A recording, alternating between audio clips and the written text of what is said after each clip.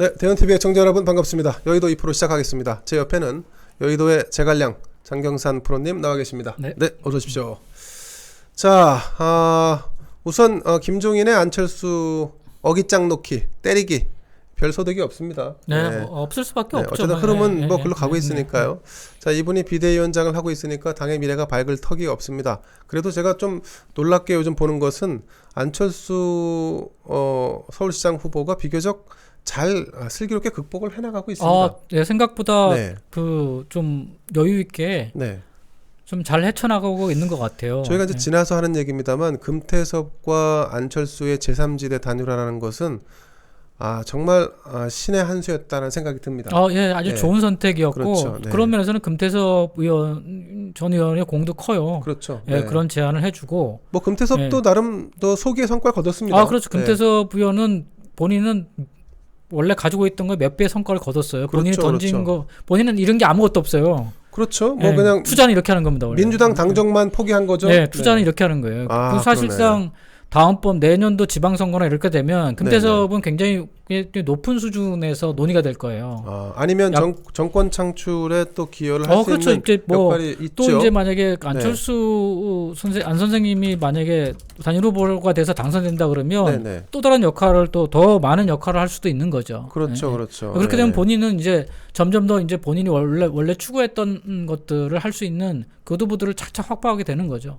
예. 그래서 참 저는 이번 그 제3지대 단일화는 굉장히 성공적이었다고 봅니다. 의외로 이 국민의힘이 잡아당기는 이 국민의힘 내부 당내 경선 이것에 대한 주목도를 분산시키면서 그러면서도 이 제3지대의 안철수라든가 금태섭이라고 하는 조금 더 경쟁력 있는 후보들이 있다라는 것을 또 국민들에게 선전을 했고 이건 아마 이 범야권 진영 전체를 보면 큰 소득입니다. 그렇죠. 야권 전체 소득인 게 또 한 가지 나타나는 게 뭐냐면 이거를 통해서 안 선생님도 좀 컸어요. 대선 지지도가. 그렇죠, 대선 지지도가 그렇죠. 그동안 뭐 5% 근처에서 빌빌거렸는데 지금은 이제 그 소위 해서 이제 10% 쪽으로 근접하는 두 자릿수로 근접하는 두 자릿수로 가는 지금 이번에 그 보니까 리얼미터 이제 오늘 이제 나온 거 보니까 전체적으로 한 7%대지만 서울 지역에서는 9.4%가 나왔더라고요. 대선 후보 지지도가. 벌써 서울이 움직이네요. 서울에서 10%가 넘어가면 전체적으로 10%가 넘어갑니다. 그렇죠. 서울이 반응하는 거죠. 그러니까 서울이 반응 이게 이제 저희가 예측했던 대로 만약에 안 선생님이 서울시장이 된다 그러면 그냥 10%를 가볍게 넘을 겁니다.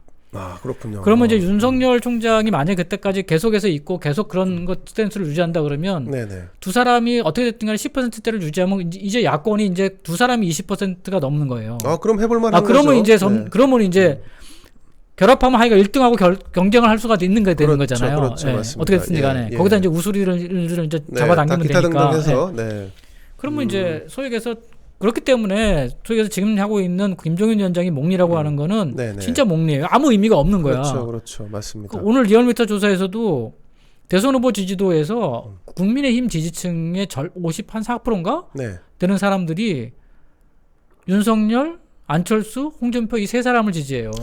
근데 이 김종인 이 양반이 얼마나 지금 허당이고 거짓말을 하는지 우리가 이제 여실히 알 수 있는 대목이 그 대목인데요.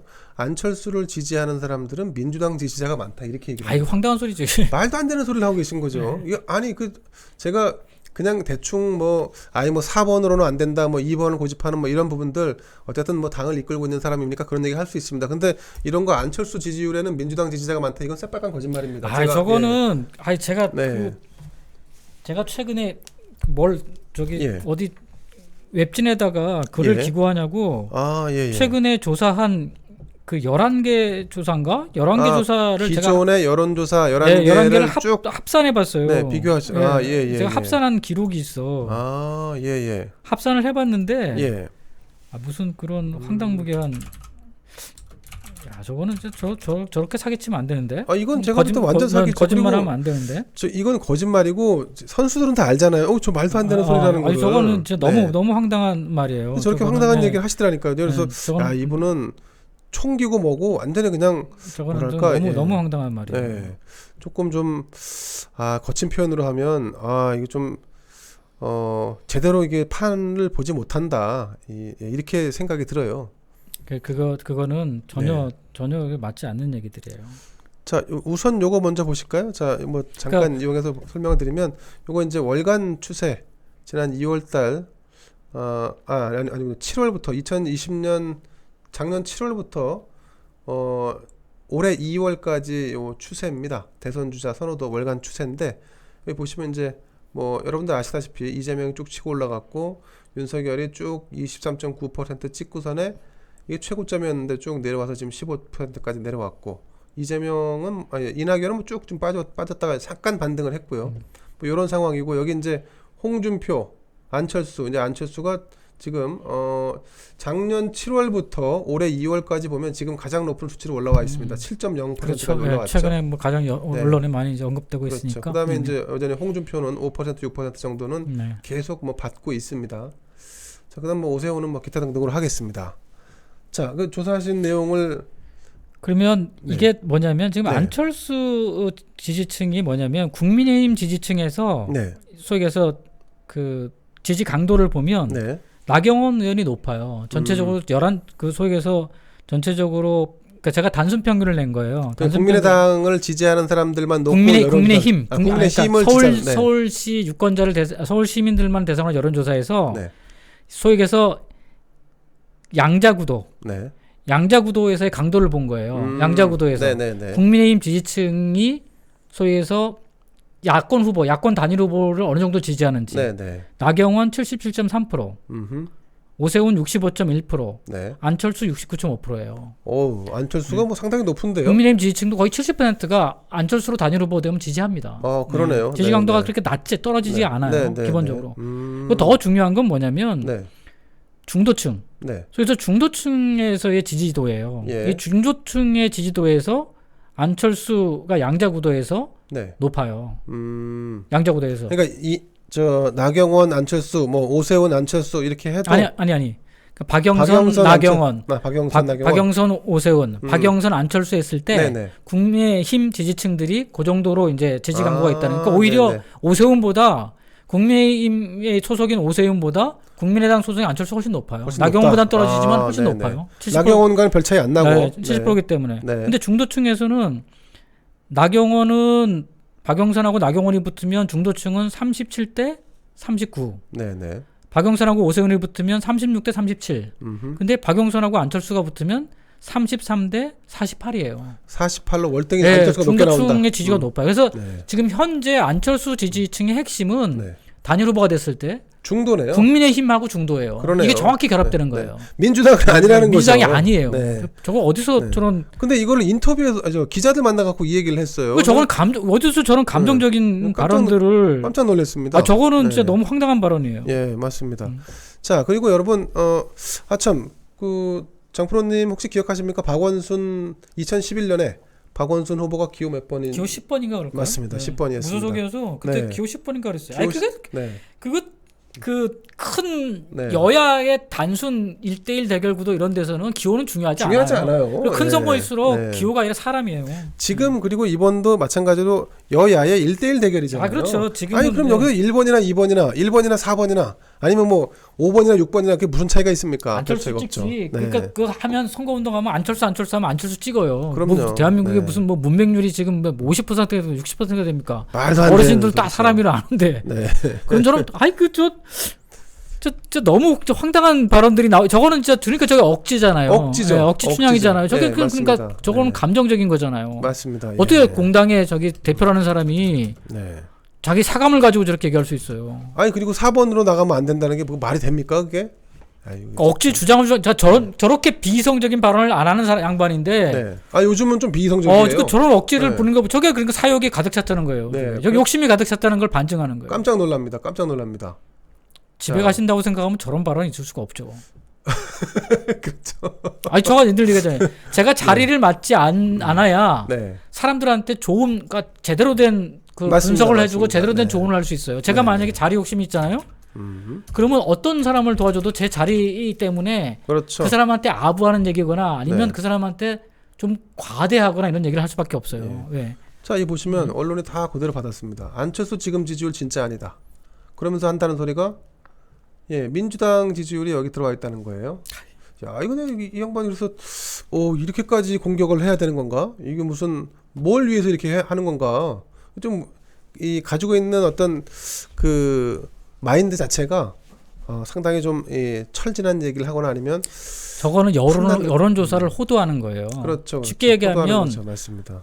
다른 주자보다 나경원이나 오세훈보다 안철수를 지지하는 민주당 지지층이 높아요. 네네. 왜냐하면 나경원하고 오세훈은 한 5%, 3%에서 5% 이렇게밖에 안 나와요. 예, 민주당 지지층에서. 근데 안철수 같은 경우는 한 10% 나와요. 어허. 상대적으로 높아요. 예. 근데 이게 나쁜 거냐? 나쁜 게 아니라는 거죠.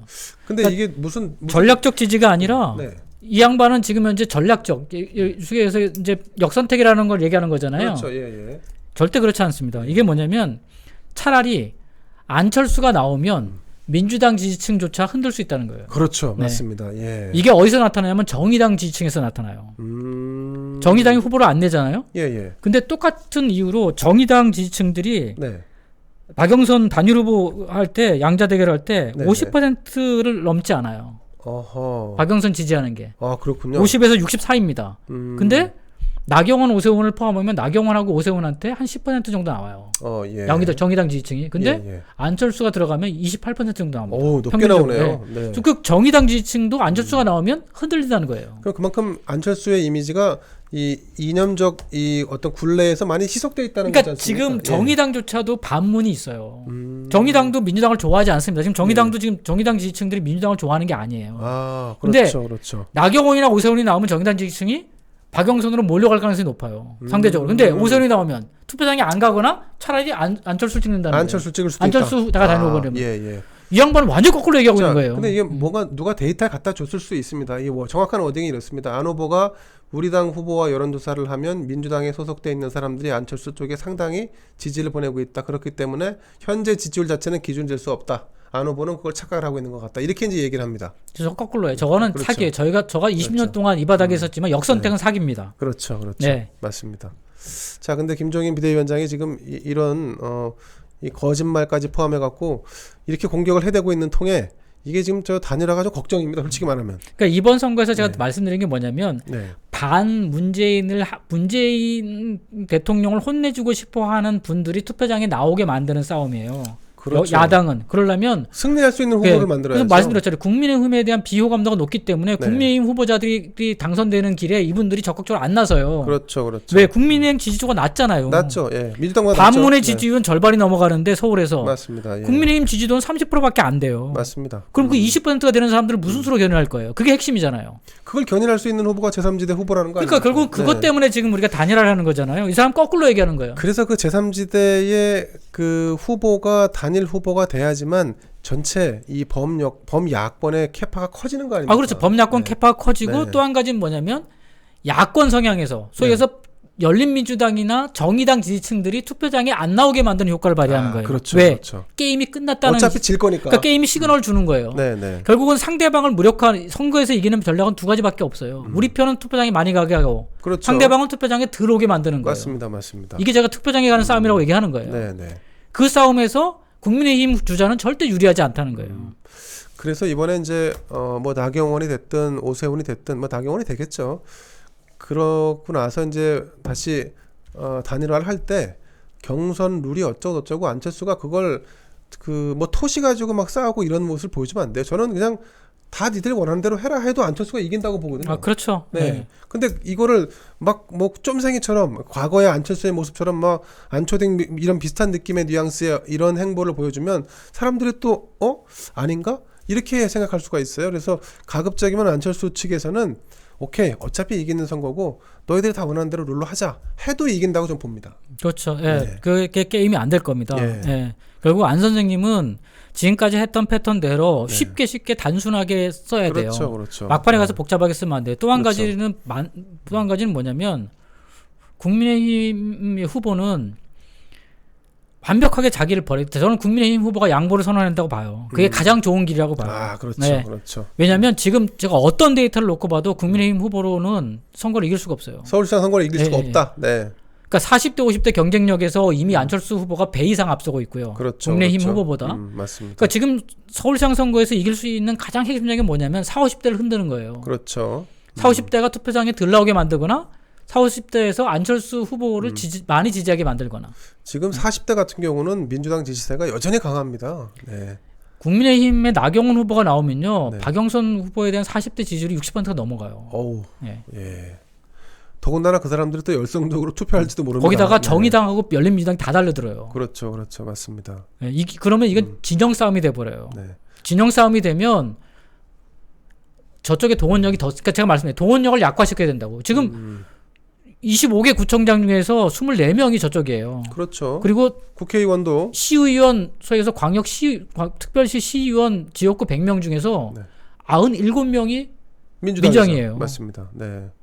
자원 동원해서 게임이 안 돼요. 아니 뭐 구의원도 그렇고 국회의원도 그렇고 마찬가지입니다. 거의 뭐 완사이드하게 지금 구의원도 아마 돼 있기 때문에 구의원도 지역구가 369명인가? 그런데 그 중에서 민주당이 237명인가 그래요. 제가 제가 최근에 기고하느냐고 이제 해서 데이터가 머릿속에 들어있는데 게임이 안 돼요. 그렇죠. 게임이 안 되죠. 그 동원력에서 게임이 안 되는데 그 동원력 경쟁으로 가게 만드는 효과가 있어요. 아니 그래서 지금 무슨 김종인 비대위원장이 자꾸 실수하는 것 중에 하나가 국민의힘이라는 브랜드를 내세워서 범야권의 적합도 조사를 이렇게 하겠다 지금 그렇게 꼼수를 부린 거지 않습니까? 근데 그건 결과적으로는 본선 가서 민주당이 어차피 국민의힘이 정당 지지율로 밀리기 때문에 본선에서 승리하는 것이 관심이 없어요. 지금 국민의힘이 사느냐 죽느냐 요거밖에 관심이 없는 거예요. 아니 저 양반은 그러니까 어차피 저게 죽으러 가는 길이에요. 모두가 다 죽자는 거예요. 나 혼자 죽기 싫다는 거지.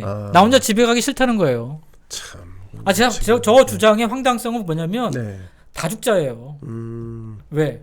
안철수가 중심이 되는 꼴을 못 보겠다는 거야. 저 사람의 핵심 뭐냐면 안철수가 4월 8일 날 아침 일면에 나는 걸 그 꼴을 못 보겠다는 거예요. 아니 왜 그런데? 그래서 완전 사감이죠. 아 참나. 그러니까 저 양반은 국민의 힘이 죽든지 말든지 아무 관심이 없어. 아 그렇습니까? 네. 그 꼴만은 맞겠다는 거야. 참 이거 연세가 많이 드시면 좀 그런 게 좀 있는 것 같아요. 자,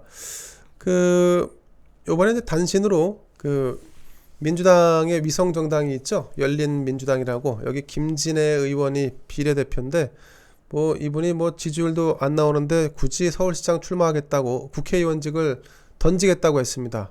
근데 이거 누가 봐도 이거 민주당의 박영선 후보랑 게임이 안 되지 않습니까? 그럼 안 되죠. 그런데 왜 김진애는 사표를 던졌을까? 이게 알고 봤더니 얘들이 지금 국회의원직 나눠먹게 하는 것 같아요. 그럴 수 있죠. 네. 이게 얘기가 어떻게 됐나 모르겠는데 1년씩 하기로 했나? 1년씩 하자 아니면 2년씩 하자 이런 식으로 얘기가 된 것 같아요. 그렇지 않고서는 어차피 지는 선거 후보가 될 수도 없다. 그리고 후보가 된다 하더라도 본인의 서울시장을 이길 수가 없지 않습니까? 없죠. 그런데도 불구하고 국회의원직을 던졌다는 것은 땅 투기했던 김의겸이한테 국회의원직 나눠먹게 하겠다는 심산 아닙니까? 그렇죠. 아니면 이제 저렇게 해주고 제가 청와대 출신이니까 청와대에 잘 보여서 또 민주당에 이렇게 어떻게 해가지고 자리라도 하나 받을 생각 심사를 하든가. 차라리 그냥 공공기관장 낙하산이 낫다. 공공기관장을 하든가. 아니 그렇잖아요. 저 양반 정도면 LH공사 사장을 해도 되고 그렇죠. 해도 되잖아요. 지금 당장에 장관직은 할 수 없으니까. 네네. 장관직을 하려나? 지금 당장에 장관직 받을 자리도 없으니까 그러니까 그런 거죠. 저 진짜 아주 최악의 아주 핫질 중에 핫질이죠. 핫질 정치인인 거지. 자, 그래서 이제 또 트러블 메이커가 또 한 명 국회에 들어오게 생겼습니다. 이 김의겸이 국회 들어오면 이 사람 지난번에 땅 팔아서 수익 난 거는 어떻게 좋은 일에 쓰겠다라고 말은 했는데 아직도 안 썼을 거예요. 제가 알기로는 그 기사를 못 본 것 같습니다. 안 쓰죠. 근데 그때 해명하기로를 나중에 팔고 세금 내고 하다 보니까 돈이 남는 게 없더라 이렇게 해명을 했어요. 황당한 소리고. 이런 사람이 국회의원 하면 안 되는데 큰일인데. 자, 요것도 있고 다음 뉴스는 이 친여 성향의 검사가 있습니다. 진혜원이라고 서울 동부지검 부부장 검사로 있는데 자, 이문정 검사라고 있어요. 이 추미애의 또 수족같이 움직였던 이 친정권 검사인데 이 진혜원 검사, 이 여자 검사가 이문정 대검의 검찰 담당관을 상대로 해서 사주를 본 모양입니다. 호랑이상이라고 했다가 최근에는 유관순 이미지라고 했다가 이 수사는 안 나고 맨날 패복질하다가 검찰총장한테 이 징계받은 사람이지 않습니까? 자, 이 사람 정신은 이제 우주를 넘나드는 모양인데 2017년엔 또 이런 일이 있었습니다. 사주를 보니까 이제 저 피의자가 이제 조사를 받으러 왔는데 검찰청에 근데 자기 조사하다 말고 당신 사주 보니까 지금 변호사랑 잘 안 맞아. 아, 같이 일하지 마. 뭐 이렇게 해갖고 이 징계를 받은 약간 좀 이상한 사람인데 그 제가 진해원이나 이문정 이런 사람들의 말로는 어떨 것 같습니까? 결국은 저런 사람들은 정치권으로 안 가면 검찰에서 오래 못하죠. 왜냐면 제가 말씀드려요. 좌파는 일의 본질에 천착하는 사람들이 아니라고.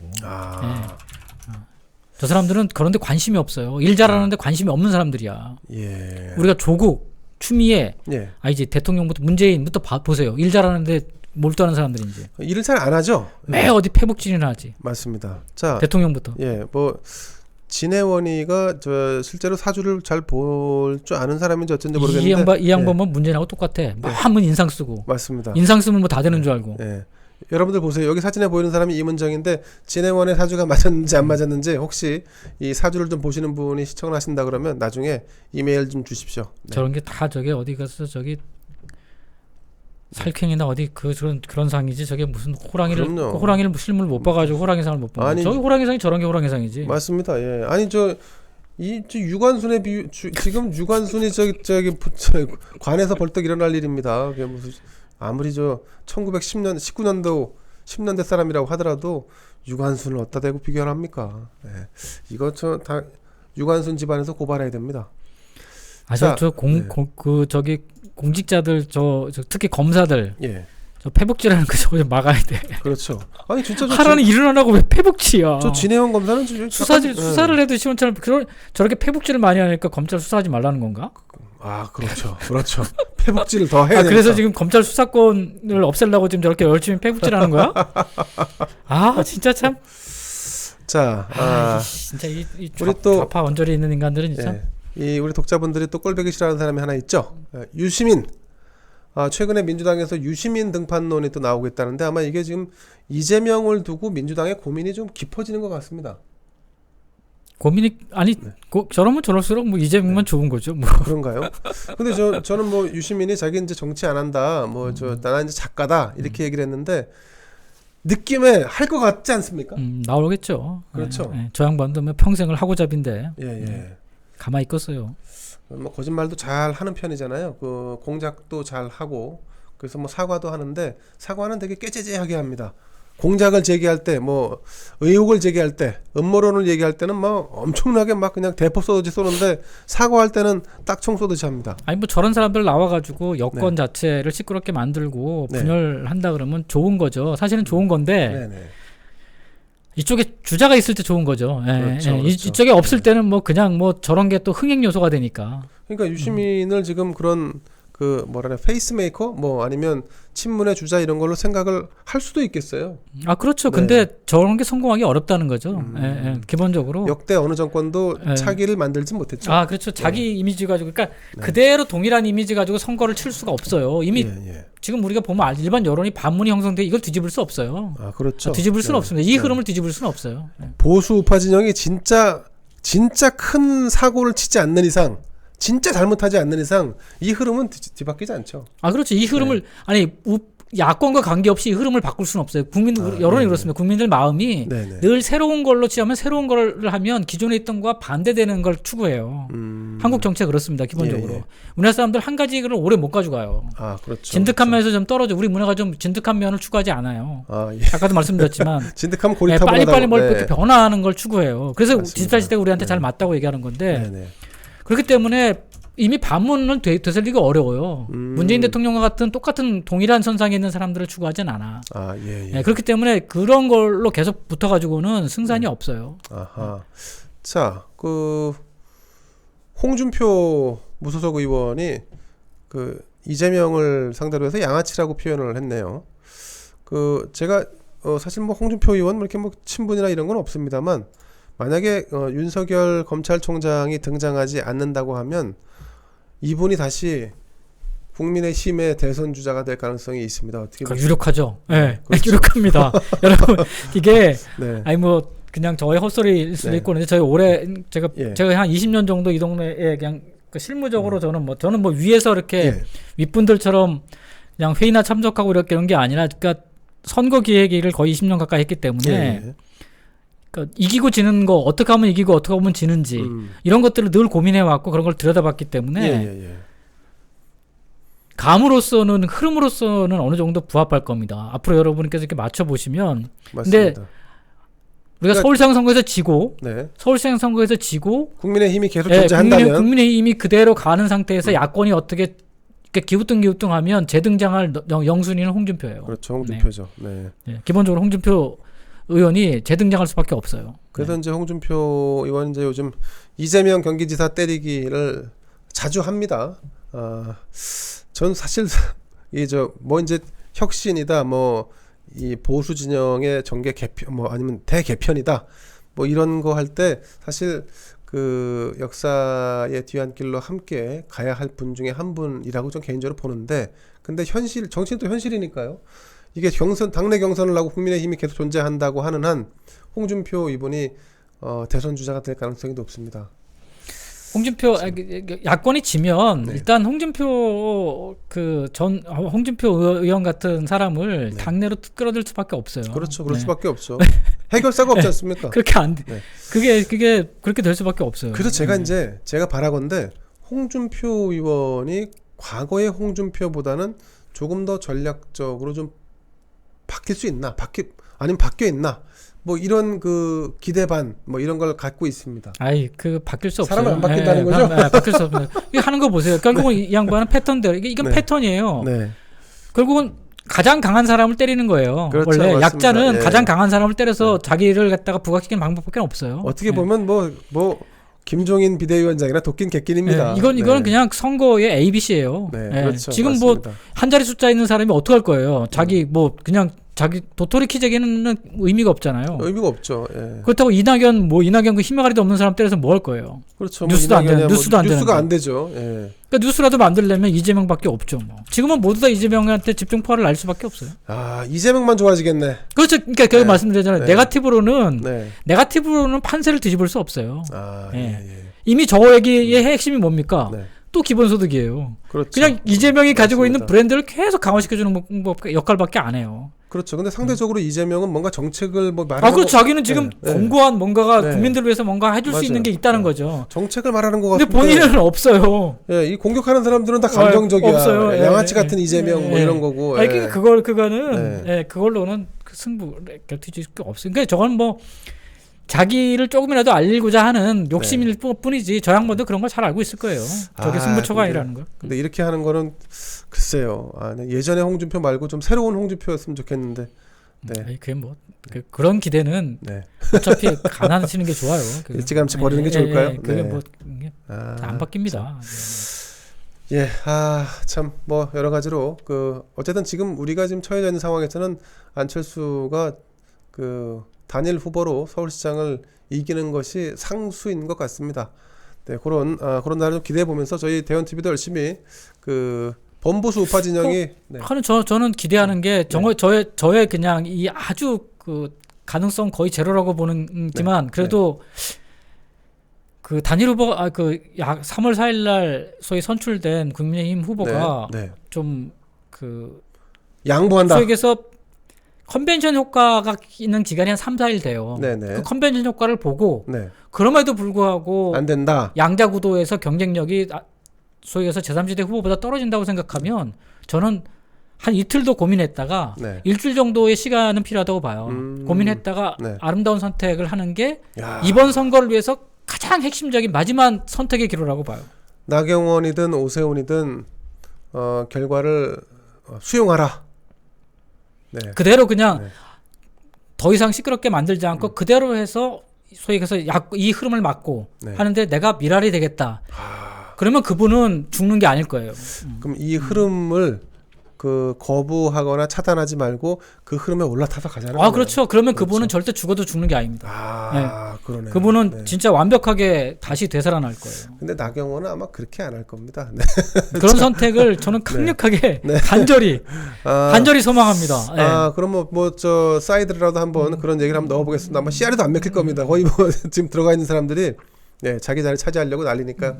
자, 여러분, 홍준표 무소속 의원까지 얘기를 나눠봤습니다. 어쨌든 홍준표 의원도 이 범보수 우파 진영에서는 재원입니다. 네, 뭐 5%든 7%든 뭐 과거에 이분이 이제 저 출마해서 한 15% 정도는 얻었지 않습니까? 그러니까 뭐 25%. 25%였나요? 네. 어쨌든 우리 당, 우리 범보수 우파 진영에서는 더 필요한 사람이다 이렇게 봅니다. 그래서 끝까지 여러분들 뭐 응원하시는 분들이 많을 거라고 예상이 되는데 응원을 해주시고, 예, 대현 TV는 이 서울시장 승리 여기에 좀 기초를 닦겠습니다. 뭐 힘은 없지만. 자, 오늘 준비한 소식은 여기까지입니다. 자, 프로님 고생 많으셨습니다. 고생하셨습니다. 자, 감사합니다. 고맙습니다. 네.